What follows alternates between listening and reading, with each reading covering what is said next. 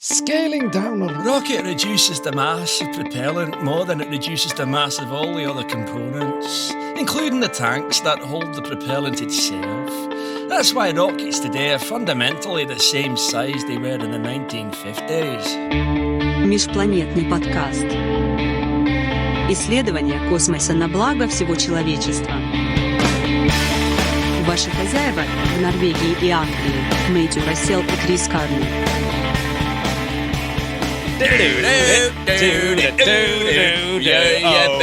Dr. Patrick Harkness of the James Watt School of Engineering in Glasgow. Oh, right. Did you like my Billy Connolly?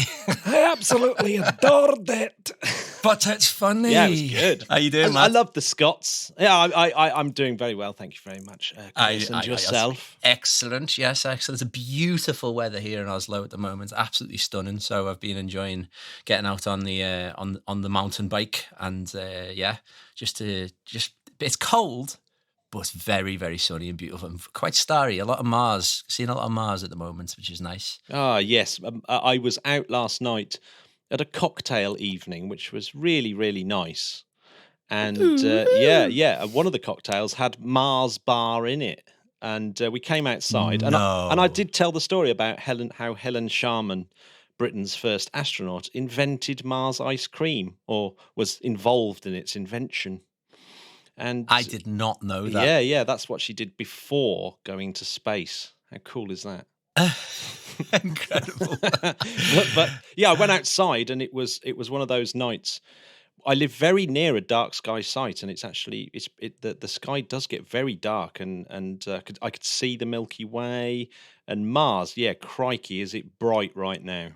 It's beautiful, isn't it? It's really nice. Beautiful. I mean, it even showed up on a crappy iPhone photo. Yeah. Yeah, do you know what? Yeah, I did. I took some photos with my my Pixel, and it showed up on that too. So I've not. Apple versus Android. Who will it be? Android wins. Android wins. Android wins. I think our section of this is going to be quite quick this week, Chris, because I didn't get the chance. It's been a very busy week. I didn't get the chance to knock up a science story. But fear not, because I've got an interview with Elizabeth Howell, PhD, because she's got a new book out called Canadarm and Collaboration, How Canada's Astronauts and Space Robots Explore New Worlds. And it's out this week, but I interviewed her a couple of weeks ago.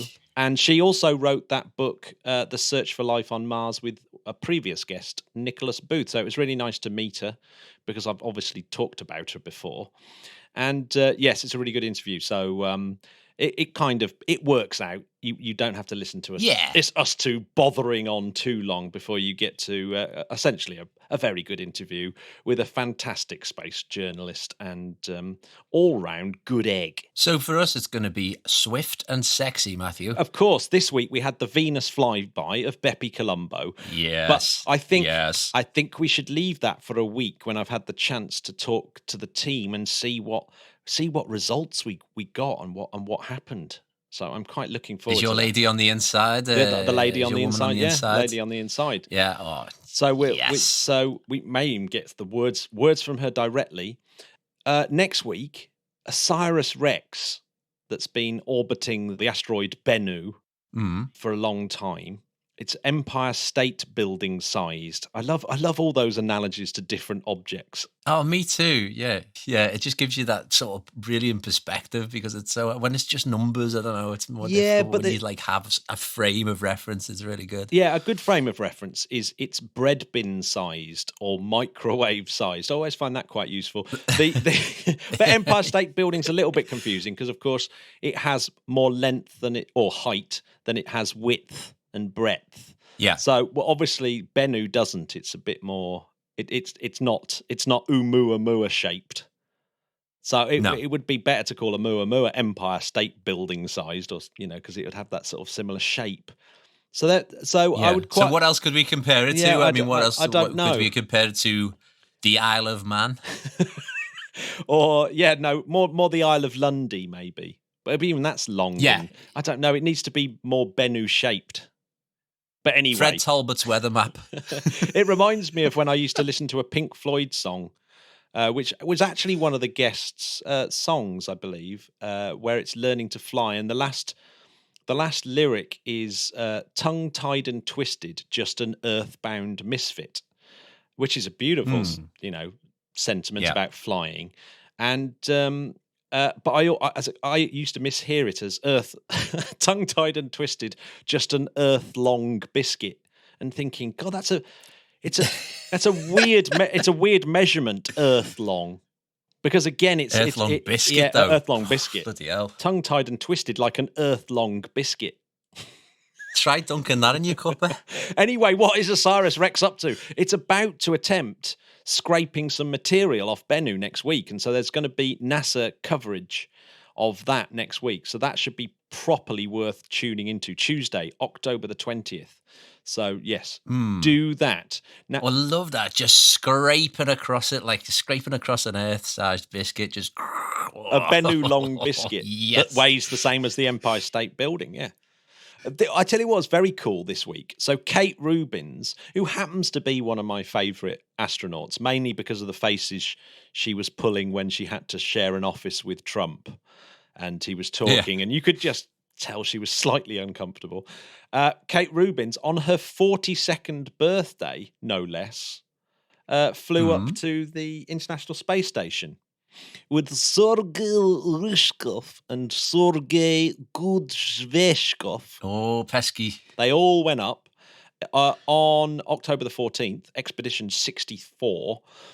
They join Expedition 63, meaning I think she's the only American astronaut that's flown on that's actually launched on their birthday. Now I've got to check that. Definitely the only female American astronaut, but as far as I can tell, the only astronaut that has. I'm sure readers will correct me. Listeners even. Or maybe readers if you're reading this directly from the blog. You could be, yeah. But of course, I won't be writing that in the blog, so that's very confusing. By the time I write the blog, I'll have checked the fact, and you'll have been inundated with corrections. So Kate Rubin, she's a doctor in cancer biology, and and she's already the first person ever to sequence DNA in space. Yeah, that's pretty impressive. And she's potentially the last American ever to fly to space on a Soyuz. This might be it. That might be it. That might be it now. America might just go, bye-bye, Rogozin. You're so annoying and so ridiculous that we don't really want to buy seats off you anymore because we've got the old Falcon 9. But But Falcon 9's got a few problems, actually. And so the Crew 1 members who are supposed to join them for Expedition 64, they're going to be slightly delayed. So there's going to be only the 3 of them on the space station. There's 6 at the moment. There'll be 3 when Chris Cassidy and Anatoly Ivanishin and Ivan Wagner, when they come back. It's very confusing, the Russians, because they all share the same names. Like 2 Sergeys have gone up this time, and the other 2 have both got Ivan in their name. It's pretty annoying. Oh, Yeah, very confusing. Yeah, the Americans, actually. At least the Americans do the courtesy of not having any repeated names. I know, and that's one of the main things that they do to just stop us getting confused on the podcast. How many people do you think have been to the ISS now? I think it's in the region of about 170. Bit higher? 240. Oh, 241. Yes! Oh, my God. That was pretty good, wasn't it? From 19 countries, and they represent research, more than 3,000 bits of research done for 108 countries. So that's not bad, is it? It's a wonderful thing. I think it might be one of my favourite things ever. ISS, and I think maybe there's a little bit of sadness to the fact that the Yanks won't be launching with the Ruskies anymore, because I mean there's an aspect of collaboration there. I know there's a lot of money exchanging hands, but do you think when it becomes sort of segregated again, do you think that might be increase sort of division in some ways? On the ISS, they clearly all parties get on, and just that whole idea of, look, you have to work together to make something like that work. It's got to be a good thing, right? It has to be a good thing. Yeah. But actually, there's a side to this that's worth considering. there is an old Russian cosmonaut who's been talking about how the Russian segment of the ISS is really a bit too long in the tooth, and that really they were designed for sort of 15 years of use. And now, of course, the ISS is coming up for the 20th anniversary of uninterrupted human presence in space. And so, Incredible. yeah, which is amazing. And of course, so the Russian stuff apparently is all starting to really show its age. And of course, this week there was an oxygen supply system failure in the Russian segment, and so the American one is the one that's sort of taking over, and which is lucky, obviously. Obviously, with things like that, they have redundant systems, but so the crew aren't actually in danger. Russia have been talking about all these new launchers that they can't possibly build because they clearly don't have the money to do it. So it's all a little bit sad for the Russian, for the mighty. But they want to get Lawrence Llewellyn Bowen up there. Give it a makeover. Imagine him up there with his collars and cuffs, just like, oh. I just think he could, really spruce the place up a little bit, that's all. Yeah, it does seem a little bit chaotic when you look at it. It's hardly feng shui, is it? The International Space Station. So, I mean, talking about the Russians, right? There's been this real near miss this week. In fact, it's only just happened, and I'm thankful to report that it looks like they missed. But get this: there's Cosmos 2004, which is a defunct Russian navigational satellite, as far as I can see, is hurtling around at about 16,500 miles an hour, so at about 900 kilometers orbital speed. And no slouch. No slouch. And there was a Long March 4C rocket stage, upper stage from 2009, that's also up there, but going in the other direction at 16,500 miles an hour in orbit. And they are going to miss, or did just miss, by about 25 meters. Ay, caramba. Roberta Bonder, the first guest of the year, he reckoned it was going to be about 70 meters, but the reports coming in looked like about 25 meter miss. So that is, in terms of the error of judging where that object is, you can see actually they could have well have hit each other. And of course, with a combined speed of over 30,000 miles an hour, that's going to be a lot of debris. In fact, a lot of debris in just about the worst place at this like really valuable orbit height. And I noticed that at the IAC, they one of the talks was about this list that they've generated of the 50 most worrying objects. Oh, the MWO. Or MWO 50. Yeah. They're mostly Russian objects. 43 of the top 50. The top 20 are all upper stages of Zenit rockets, which is ridiculous. Oh, and then in at number 20, what are they doing? Yeah, no, in at number 21. Well, this is because they all went up in the 90s and the very early noughties, when before restrictions really started kicking in. But still, they must have known it was a problem.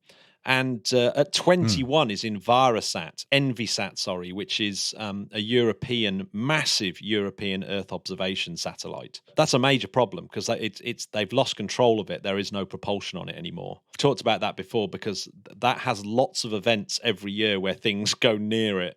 And eventually something's going to hit it, and it's going to be really, really bad news because that thing's going to create a lot of debris. So what's the worst case scenario? Well, I mean, the worst case scenario is you get a couple of those events and it starts to kick off Kessler syndrome at that particular orbital height. And obviously a big spread away from that orbital height because of the energy smashing bits in all directions. But so that just means you can't use that orbit. And if you go back to the very first podcast of the year, Roberta Bonder, he's very concerned about it, and I think we all should be concerned about space debris.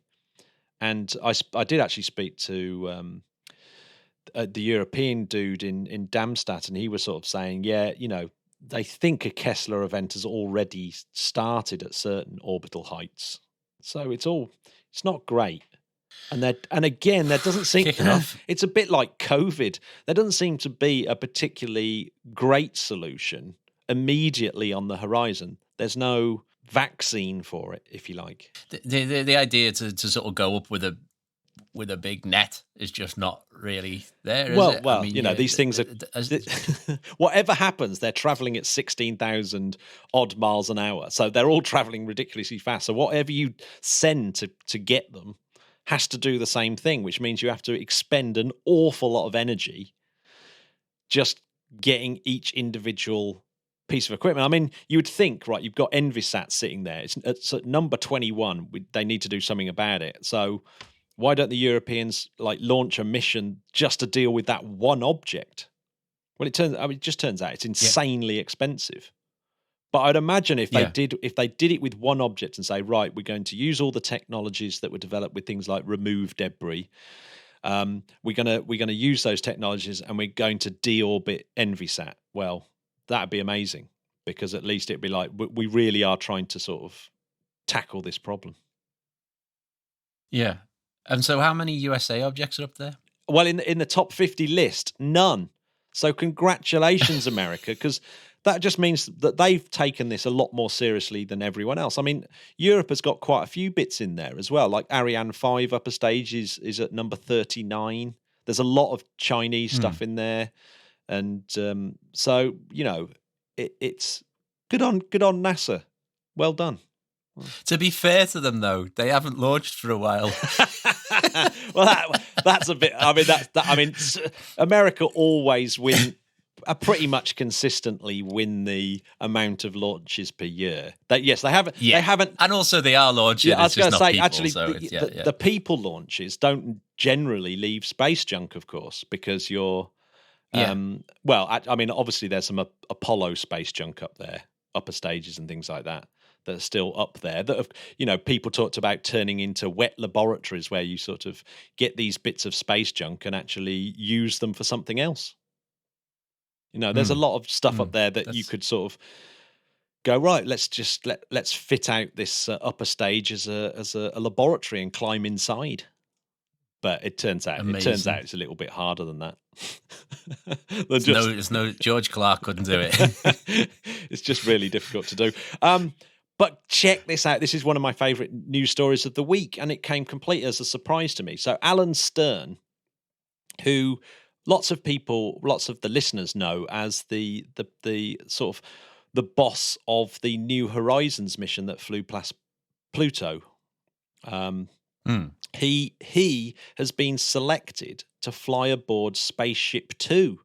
So he's going to go into space, which must be an absolute dream come true for him. So he's been one of those people controlling robotic missions, and he himself gets to go to space. And it's not like a sort of thank you. He's just come up with an experiment. They think this is worthwhile doing. So NASA are sort of saying, yep, this is a worthwhile experiment doing. You go do it. And and it's just like, that is great. It's all about looking out the windows of the Spaceship Two and seeing how good it is for astronomical observations in these in these suborbital flights. That's what we need to come up with, a good experiment, really, don't we? Yeah, no, absolutely. And actually, talking of things like Virgin Galactic, of course, we had New Shepard flying this week as well, after 10 months of not flying. So did you see any of that footage? No, I missed it. No, I heard about it. It's always quite cool because the landing of the vehicle always looks very different to Falcon 9. It hovers more. So whatever it's using. But what I didn't realise, I think it was using different sensors this time, because there were some NASA payloads on New Shepard. So there's like 12 commercial payloads, and NASA had developed this sort of sensor suite that's used, that they want to develop for moon landings, for both robotic craft and for human craft, and it's called SPLICE, Safe and Precise Landing Integrated Capabilities Evolution Technology Suite. SPLICE. Love a good acronym. Yeah, and so this time round it had a Doppler LiDAR, some navigational systems and things like that. And that was what was apparently used to control the New Shepard's booster's descent. So that's interesting. I don't know how much of the descent was controlled using the splice, but I'm quite surprised that it wasn't all Blue Origin stuff, and that NASA have got some stuff in there as well. So that I thought that was really interesting, and I kind of want to get more to the bottom of that. There was other experiments as well. One called Lily Pond, which is Space Lab's hydroponic chamber for edible aquatic plants. There sounds like a lot of cannabis connotations going on there, but I'll let you carry on. Well, is cannabis an aquatic plant? I think more like watercress. That's what I read there. Delicious. But then, that's the difference between me and you, Chris. Give me that kind of edible any day. I'm certainly not a fan of the others. There was a whole bunch of postcards apparently to inspire kids, so that you can get a postcard from this STEM organisation, and the postcard comes, and of course the postcard's been into space, so that's quite cool. Oh, nice! That's so cool. I wish I got something like that when I was a little one. I want a space postcard. So if you're out there, send me a space postcard that's been into space, and thermal protection as well. So the thermal protection system for New Glenn, and let's face it, when New Glenn flies, if New Glenn flies, that will be insanely exciting to see the difference between Falcon 9 landing and a New Glenn landing. Definitely. And it's just incredible what they're doing. Like, it's just it's pretty mind blowing. But I can't believe that we still really haven't seen anything really from Blue Origin when it comes to things like New Glenn. But suddenly it will be here, and it will be like, oh my God, there's this massive rocket, and it's going to be doing a landing. Be interesting if that happens before SpaceX's Starship and the Super Heavy. Well, we'll just have to see. Of course, New Shepard was designed for people. And it's like, well, when are people going to go up on the New Shepard? Well, we've just heard that Alan Stern is going up on Virgin Galactic. And also Virgin Galactic are going to be doing some space flights from Spaceport America later this autumn. And if they do another one after that, Branson himself says that he's going up on a flight after that. So we're only sort of we're only 3 flights away from seeing old Uncle Dickie go up in the go up and go to space. It's incredible. This sort of this race between these private companies is just so exciting. And like, but I am really excited to see what's going to come from old Jeff. Yeah, as I think he's got a little bit more under wraps in it. As I was listening to the wonderful book Look Up, about the fact that like SpaceX really is a lot more about the PR, whereas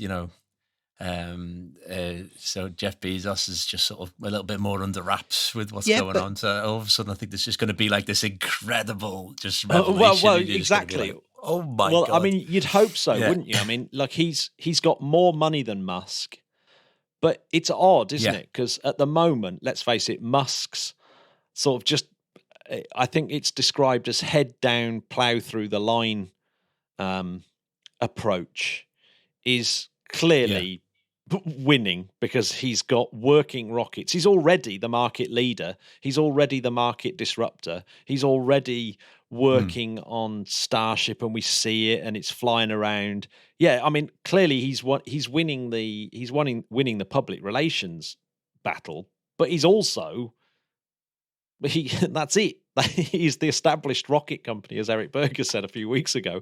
It's like that's it now. And so Jeff Bezos, when he arrives, he has to disrupt it with something amazing. So if New Glenn suddenly just rolls out of the big Blue Origin factory and it starts flying, and it's like holy monkey, someone's actually got something that is actually capable of competing with Elon Musk, which would be great. Actually, let's face it, you don't want just one rocket company ruling them all. So I suppose we should root the thing. Is competition is what drives it, isn't it? We should root for Blue Origin. Competition needs to drive it.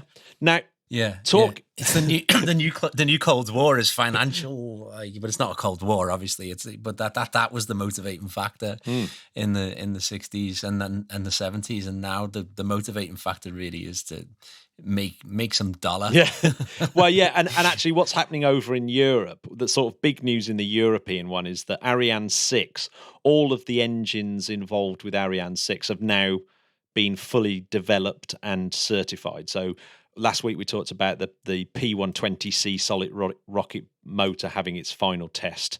The Vulcane 2.1 had its final test, but now the Vinci upper stage engine as well. So all of the engines for Ariane 6 are now up and going. But of course, Ariane 6, I don't think will be competing in the same market now as SpaceX Falcon 9. I think, it can't compete. It's just not going to be as cheap. So it's much more about Europe having the ability to have its own launch vehicle for European-centric projects where we don't have to rely on another nation, or the Europeans don't have to rely on another nation to get their equipment up into space. So I think that's where it sits until Ariane and whoever get their act together to make something like New Glenn maybe and like Falcon 9 is. So that's it's very exciting. It's an exciting time. Now, here's one really interesting thing that relates to the quote that we started with. And I've talked about autophages before. An autophage was at one point Space Word of the Week. Space Word of the Week! It was podcast 89, by the way. So yeah, it's a rocket that eats itself. In other words, if you go back to that quote at the beginning, one of the reasons why rockets are all the same size is if you start reducing their size, the thing that falls down the most is the propellant. The smaller the rocket is, disproportionately, the smaller the propellant gets for actually getting that rocket into space. So there's a kind of sweet spot where if you get it too small, you get a useless rocket. So that's why it's hard to make these smaller rockets for launching smaller payloads cheap enough, because they still have to be pretty big. But an autophage gets around the problem of the fact that the tanks and the outside of the rocket and the engines remaining the same size as you reduce the size, and the propellant getting much smaller by that being part of the fuel. So the actual outside of the rocket also gets used as the fuel. So the rocket engine is burning the whole thing. which it sounds worrying to me. well, obviously it's harder to do, but if you could perfect the technology, it would actually make total sense. You wouldn't have to refurbish the rocket. You would just literally have a rocket engine that would eat its way through the entire body of the rocket, and you wouldn't be carrying unnecessary mass into space other than the engine itself, because all that unnecessary mass was turned into propellant and fired out the back of the rocket and used as a reactionary force to get you out into orbit. So See, I went to a festival once and the food was served on a plate that you could eat. Well, there you go. It was an autophage plate. Oh, no, but autophage. Yeah, but the plate doesn't eat itself. Yeah. No, true. So I don't suppose it is an autophage. It's more of a fun. But bad example, I guess. I mean, I hear what you say. But so yes, it's a Glasgow team have just won some money from the UK Defence and Security Accelerator, which is curiously only one letter different from NASA. Of course, DASA.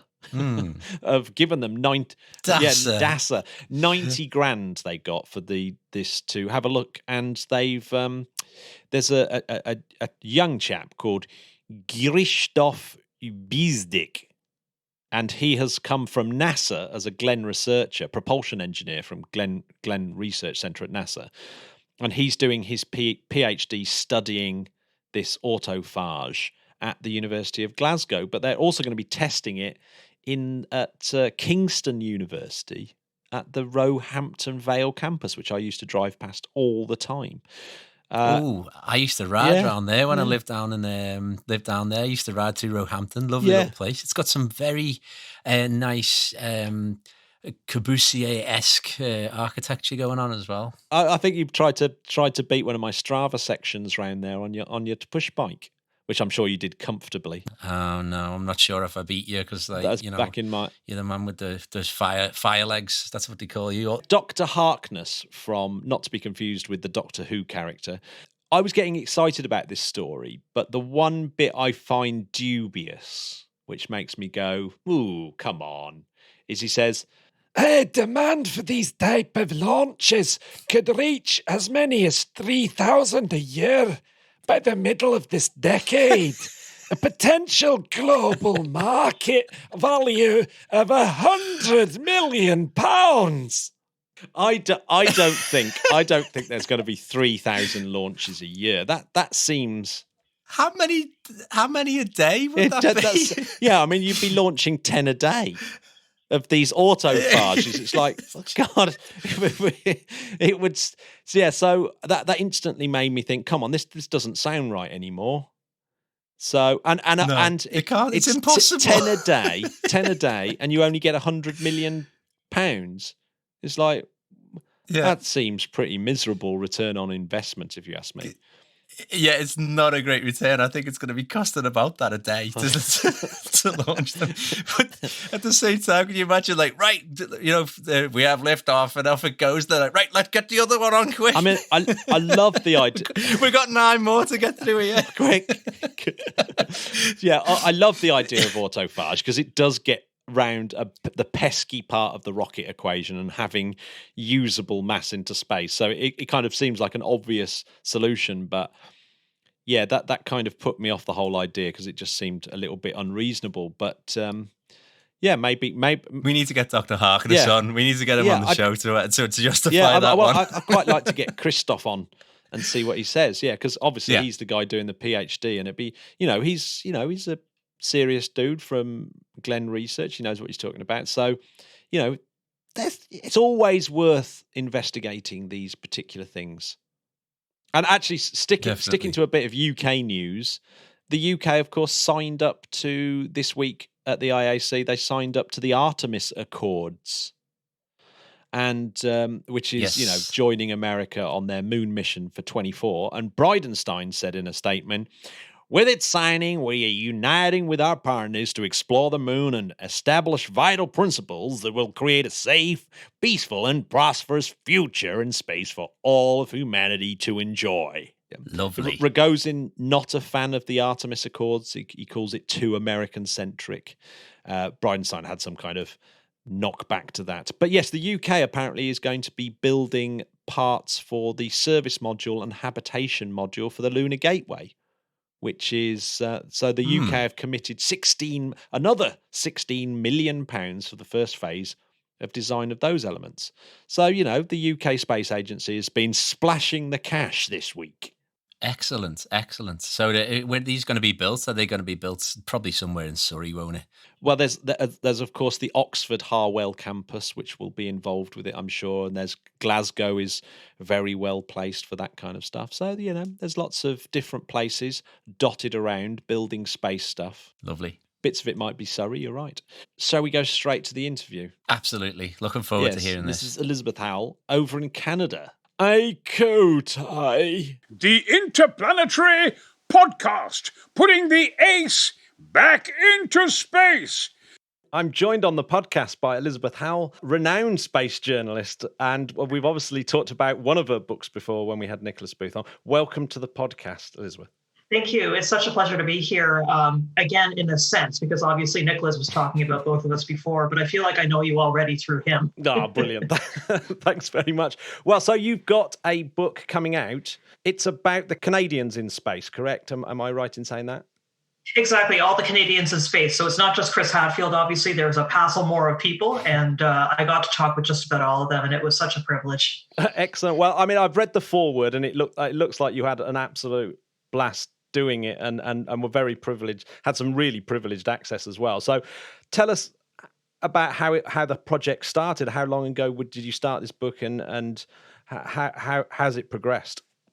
Well, in a sense, it started when I was a teenager and saw the movie Apollo 13 shortly after it came out on VHS, and I wanted to be an astronaut. So eventually I morphed into a person who writes about space. I went through a few university programs, became a journalist. I took space studies at the University of North Dakota. And along the way, I've been following the Canadian space program very closely because obviously I'm Canadian and I have a lot of pride. I read Lydia Dotto and Chris Gaynor and all the big Canadian space journalists when I was growing up. And I thought maybe I could be somewhat like them. So along this journey, I was part of a group that now is called the Science Writers and Communicators of Canada.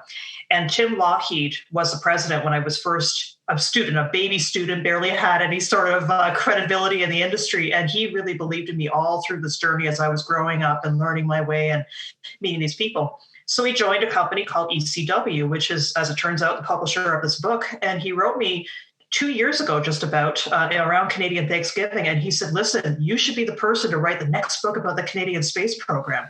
And I'm going, seriously? I'm in my mid-30s. I don't really know if I have the maturity to tackle such a project, because obviously most people who write books are in their 40s or their 50s. And so he passed me on to a somewhat skeptical Jack David, who's the owner of the company and has been since the 1970s. But generously, I was asking around for some recommendations, and a certain person called Chris Hadfield came along and gave a recommendation. And then at that point, they began to pay a lot of attention, which was really, really lovely.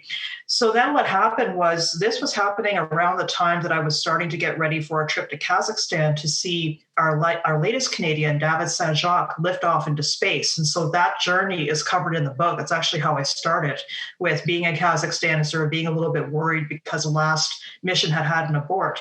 And then what I do is I go back through the history of the Canadian space program and talk about all the great Canadians that have been involved. And I try and give a sense of what's happening on the ground as well as up in space. So hopefully that serves as a pretty good introduction to what I do and why I feel this is so important. No, absolutely. I mean, because I guess, over here in England, when you think of Canadian space, I have to say the very first two things you think of is Chris Hadfield and Canadarm. Yes. but I know obviously Canadarm gets its way into the title of the book. So obviously it is an important part. So how did you decide what were the important bits, and did you have to leave stuff out? Because presumably the Canadian space sector is of course, massive. you have to leave stuff out. I mean, if you want to talk about Canadian space, you could talk about in detail all of the engineers, for example, who was part of the Avro program. And obviously, some of them were migrants from the UK into Canada. So there's that connection right there. I touched upon it, but Chris Gaynor, who I mentioned earlier, already did an excellent book called Arrows to the Moon. So I don't want to tread on that ground. Another thing I left out, too, was what the Canadians are doing in space in detail. So whenever an astronaut goes up on their mission and spends 2 weeks or 6 months or whatever the situation was, I didn't do a blow-by-blow of, day 14, this is what so-and-so did up there, because I really felt that it's been covered elsewhere. What I wanted to do instead was to talk about more the in-between stuff. So all of the management positions that they were taking on the ground, in addition to the work that they were doing in space. So it really was interesting because, for example, Julie Payette, who is, as I'm speaking here, the current Governor General, the representative of the Queen in Canada, she actually was working on artificial intelligence programs. They weren't quite called that back then, but she was doing that and sort of helping to program some of the computer systems that were working in the shuttle. And of course, I wanted to touch upon the amazing Canadarm, which you've already mentioned. And so I talked a little bit about its development, and that had to go into the engineering side of it, so away from the astronauts. The reason that Canadarm is so important is the Americans were so impressed, so they put it on the second shuttle flight, only the second one. The thing was barely certified for flight, right? The space shuttle. And yet they had this robotic arm and they were testing it out. And then they said to us, hey, we love this arm so much. Do you want to fly some astronauts? And our country was saying, sure, we'd love to have astronauts. And so within about a year, Marc Garneau was up in space. It was a pretty incredible trajectory. And ever since then, we've been building more and more Canadarms. So we have a Canadarm2, which works on the space station. And now there's going to be a Canadarm3 working near the moon in the 2020s sometime, we hope. Yeah, I mean it's extraordinary. What was it about Canada? What was it about Canada? Almost said Canadarm. What was it about Canada that gave them this expertise at robotic arms? What was it? It's because we're so used to working in remote environments anyway. I mean, unlike England, we're not a very densely crowded country. We have to do a lot of things remotely. So one of the things that we've done, for example, in recent years is remote surgery, because we have a lot of Indigenous people and remote communities in the northern parts of Canada. And there aren't that many doctors up there, unfortunately. And that's something that probably needs to change. But in the meantime, what we can try to do, for example, is we can use an arm to do robotic surgery in the brain, which has happened before under a few supervised circumstances.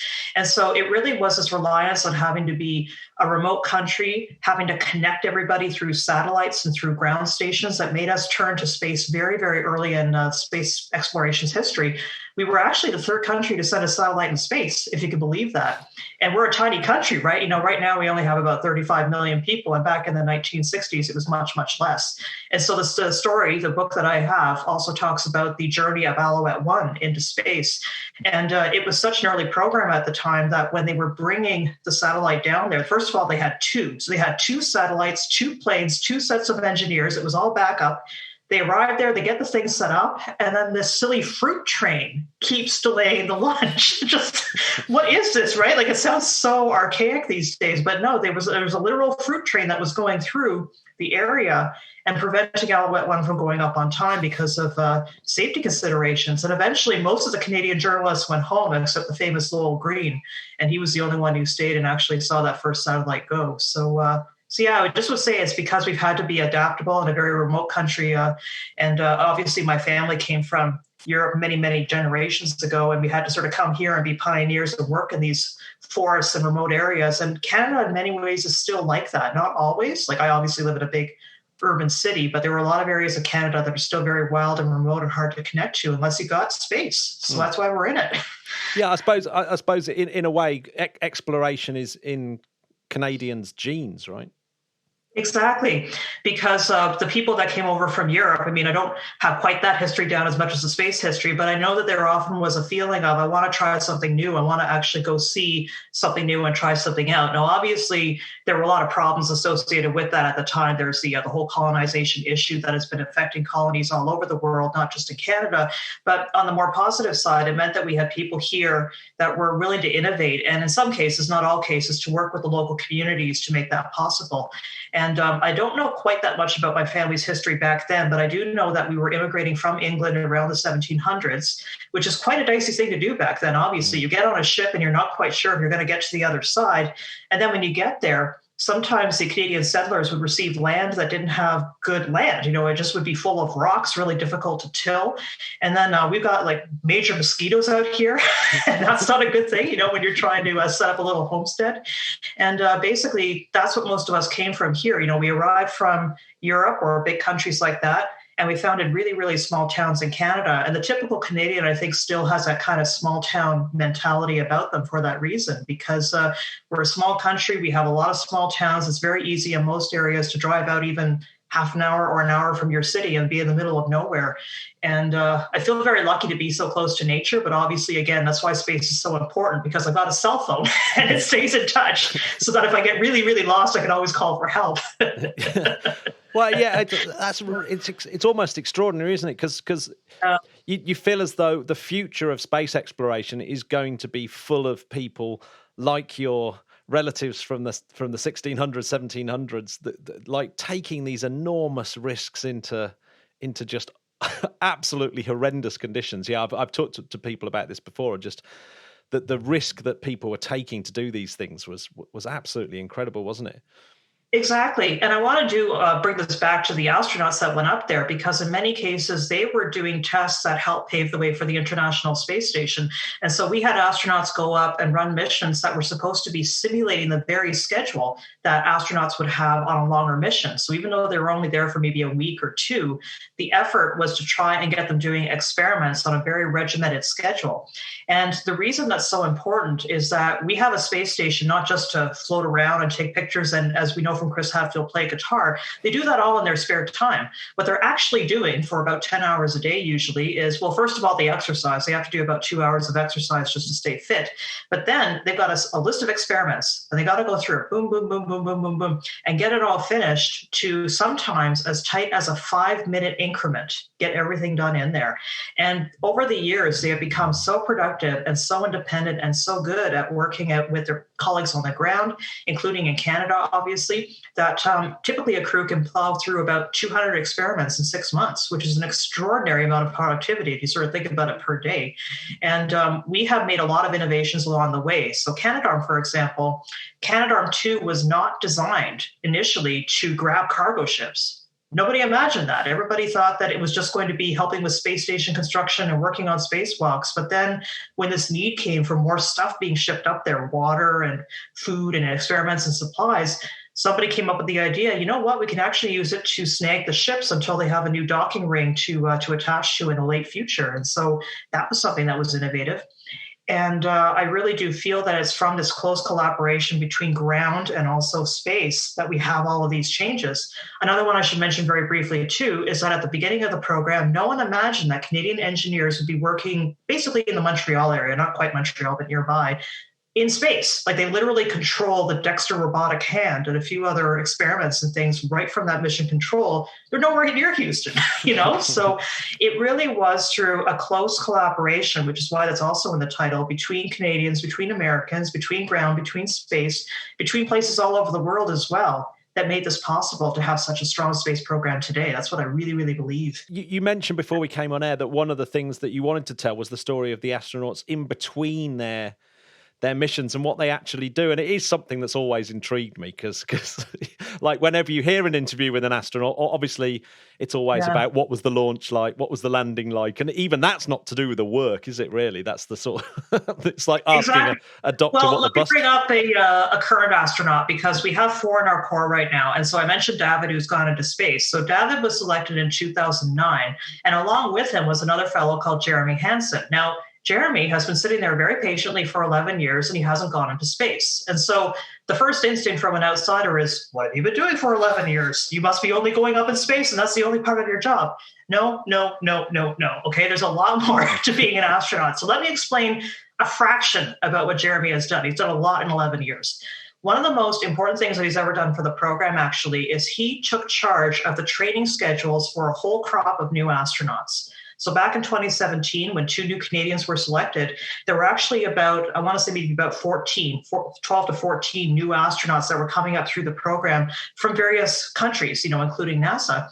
And Jeremy was the one who was making sure that they all got through their 2 years of training. And this means that he had to schedule things like spacewalk simulations in a pool. They had to do robotics training. They had to do isolation training. They had to do group training. They had to learn Russian. And I've learned a bit of Russian, and it's a lot of work, right? So he was working with all the individual expert trainers in these areas to make sure they were running on time. And he actually called himself a mother hen because another thing that he had to do was to inculcate these new trainees into the culture of NASA and teach them everything that needs to be done. So that alone took up a lot of his time. Another thing that he was working on, too, was trying to get the spacewalk sequence finished to basically fix a dark matter experiment in space called AMS. This experiment was failing. It wasn't actually designed to be fixed in space, but everybody thought it was so important that they said, you know what? We fixed Hubble. We've done it several times. We can surely fix this experiment. I just love that can-do of the Americans, right? It's going to be fine. We're going to get it done. So Jeremy was part of the lead group of people actually simulating the spacewalk in the pool, figuring out the procedures. And then he was the one talking the spacewalkers through, from the ground.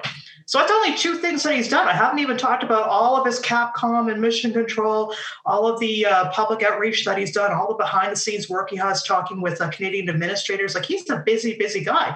And I talked to him about this. I said, I recognize that you are not just being an astronaut in space. You're doing things on the ground. And how is that? And he basically said, it's great. I'm really busy. I have a lot of things to do. It's fine, And just to be clear about why he hasn't flown for so long, Canada's only a 2.5% partner in the International Space Station. So what that means is we have a 2.5% share of experiments and a 2.5% share of flights. So when we have somebody go up on a flight, it means that we only have that small fraction. And if you only have about 12 people going up to space a year, which is how it was for basically a decade with the Russians, that's why we only were able to send somebody up every 5 to 6 years. The hope is, though, that's going to change because you probably were aware of the SpaceX commercial crew thing, right? That was happening. Yeah. There was a little bit of publicity around that. These are going to be bigger vehicles. They can carry more astronauts. They can possibly fly more often. And that would mean that presumably Canadians can again fly up more frequently. Maybe not once a year like in the 1990s, maybe every 3 or 4 years. I'm just coming up with a number, but that would certainly be better. And I would think that Jeremy, with his experience, likely would be the next to go. But we don't know, right? Fingers crossed. Yeah. I really want the guy to get up there eventually. Yeah, it's got to be what some of the most heartbreaking stories, isn't it? That the astronauts that almost get their chance to go to space and it doesn't quite pan out, which is quite a lot of astronauts, isn't it? Really. is. So we've had a couple in Canada. There was a fellow that actually pulled out shortly after he was named as an astronaut. He just didn't feel it was the right thing. A couple have pulled out for medical reasons. We had Ken Money, who was along with the program for a long time. He actually was pioneering basically the vestibular system, so how you're sort of balancing yourself in space. He was a medical doctor, and he was selected, and he was an astronaut for many years. But then after about a decade, he just got too old. And they just said, you know what? He just made the decision that it was best to retire and to do other things. And then, of course, there's a story of Roberta Bonder, which I talk about in the book. And that was another situation because she flew once in space, did an amazing job, was a big inspiration for young women like me because I wasn't even 10 at the time, right? Not that she's up there doing her thing. I got to meet her when I was a kid. It was a big deal. And then she just left. She left the program and she disappeared, and we didn't hear very much about her from the space side, although she ended up founding a foundation and she took pictures and she went to all of Canada's national parks. All the astronauts are like this. They never retire. They actually go on and they do something equally amazing in another field. So I was talking to her about this and I was just saying, you know, what happened? And it turned out that there was a problem. And I never quite got to the bottom of exactly what happened, but essentially she was told that she was going to have to leave the program. And there were different accounts about why this happened, but she says that she never was properly told what it was. She just was told that she had to leave. And if you read the book, you can see that there were a lot of different disputes about what had actually happened. And the thing is, it's now 30 years ago. So when I was calling the various agencies, they didn't have all the information at hand. And then the one person who did have information, you'll have to sort of read through and make a judgment about what Roberta was saying versus what this other person was saying, and then come to a conclusion, because it was a rather sad story, I think, in the end, no matter what exactly happened, because she was such an inspiration for women. However, I must say that we have had two other Canadian female astronauts. One has flown in space, obviously, Julie Payette, and then we have another one, Jenny Sidey-Gibbons, who hopefully will be going up in the near future. So it's interesting, all the stories that come out sometimes, huh? Yeah, no, that's a very intriguing story. I can't wait to get to that bit. I know it always sounds quite, it's a little bit soap opera-esque, but yeah. Well, you have to realize that when the astronaut goes into space, and I don't mean to sound like it's a big ego trip, because that's not how they are, but it's their moment. You know, they've been working for anywhere from, let's say, 4 to 10 years, perhaps even more, on the ground to get ready for this mission, helping other astronauts, doing other things, participating in the engineering of the program, and then they get to go up. And that's what, I don't want to say that's quite what they strive for. It sounds wrong. It sounds like they don't want to do anything else but go in space, but that's their time to kind of get a bit of payback, I would say, for putting in all that hard work. And so when it doesn't work out for whatever reason, you get reassigned, you have a medical problem, or in Roberta's case, you're told to leave the program. It's quite a turnaround. You know, you have to sort of move into another mode and decide very quickly what you're going to be doing next. And I mean, there have been a lot of obstacles along the way. We know that Chris Hadfield, from his book, he had a major surgery that threatened his ability to go into space. Dave Williams, another astronaut, he actually was faced with cancer for a while. And so he had to sort of step back and deal with that. And often they're doing it quietly, because these are private medical matters and you don't want to be sort of broadcasting your status, so to speak, to the rest of the world. So that's what makes it so difficult. You're often doing this sort of in private, and also there's a little bit of that cachet that sort of, I'm getting that payback now by going into space. And then when it doesn't happen or it gets delayed, you really have to move yourself quickly. I suppose the best way I could put it in a more normal public sense is, imagine how we all felt around March or April when coronavirus was really coming in. And we all had plans, right? The kids were going to be in school. We were going to be on travel. We were going to be going to our normal workplaces. And then all of a sudden, no, there's no way we can do this. And you have to shift very quickly. And that's very, very hard mentally, and in some cases physically as well. And now there's all these new protocols we have to put into place. I'd say that's sort of a similar amount of chaos and difference that we have to sort of think about when we're trying to imagine what it must be like for someone who's supposed to be in space that can't get there, right? You have to sort of think differently and think better, I suppose. Use your new modality in the most positive way possible, even though it kind of sucks, right? Because that's where we are right now. I absolutely. I mean, that's a great analogy. I mean, I always think, obviously, if you want to become an astronaut, you want to go to space. Obviously, yeah. But I suppose the really good thing about becoming an astronaut, if that's what you decided you wanted to be, you had to do all sorts of things that genuinely just made you a better person, full stop. So if you don't make it to space, at least you've become... And I want to say that I've been fortunate in my life. I'm a space journalist. I've gone to launches. I've talked with a number of astronauts through there. And I must say that these are some of the most pleasant people I've ever spoken with. They are just so team oriented, and you have to be. Because if you're up there and an emergency happens, instantly you have to go into what can the team do to make this work, right? So they are trained and they are trained and they are trained. It's definitely not that Right Stuff movie or Space Cowboys where it was very individualistic and people were competing against each other. I mean, there might be a little bit of that, but for the most part, they're just going, you know what, we need to do what's right for the team and right for the program. And for that reason, whenever I talk to them, they are just such nice people. I wish that we had more of them in our everyday lives, sharing and looking for a way to help the community rather than just to help oneself. And so it's sort of funny. I think that the program kind of has this dichotomy, right? Because as you pointed out, you want to go to space. It's a really cool individual thing to do. But on the other hand, you want to do what's right for the program. And sometimes the two don't quite come into the same line.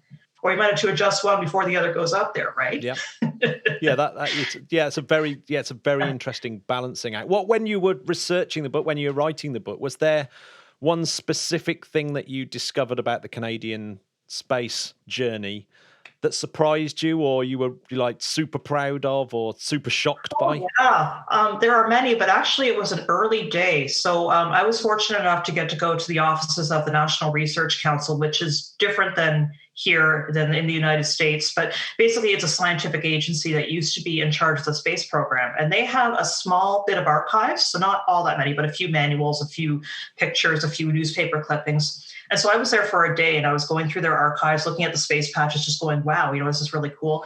And then I stumbled across a set of stories. And the stories were about the Apollo 11 astronauts, the first moon landers, coming to Ottawa right after they had finished their moon landing. It was probably about November, December at the time.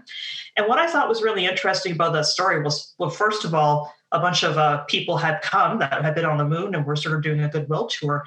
But also it served as an early impetus for the Canadians to start to get involved, because it was not long after that they were starting to talk about getting involved in an International Space Station, which is sort of in the 70s and the 80s.